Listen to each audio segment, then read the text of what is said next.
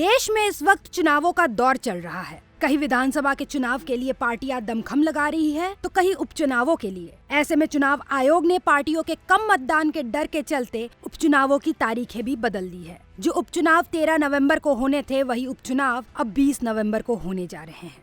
ऐसे में उत्तर प्रदेश से एक बड़ी खबर सामने आ रही है। यहाँ भी 9 सीटों पर 20 नवंबर को मतदान होना है। ऐसे में प्रदेश की हॉट सीट सीसामऊ पर चुनाव रुक सकता है। हाल ही में कानपुर की सीसामऊ विधानसभा सीट चर्चा का विषय बन गया था, जब यहाँ से सपा की प्रत्याशी नसीम सोलंकी ने दिवाली पर शिव मंदिर में जाकर जल चढ़ाया था और दीपदान किया था। पर अब कुछ और कारणों से ये सीट हाईलाइट हो रही है। खबरों की माने तो शायद यहाँ चुनाव रुक सकते हैं।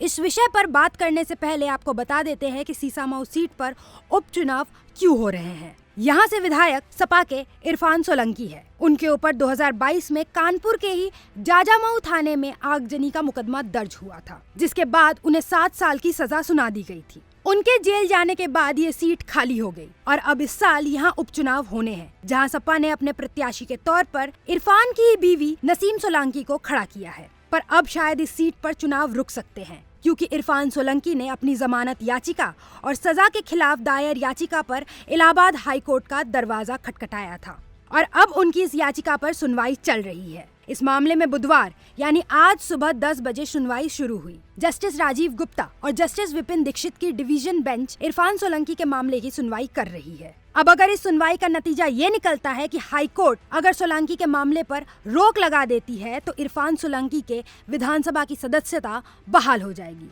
और अगर ऐसा होता है तो सीसामऊ सीट पर हो रहा उपचुनाव रुक जाएगा।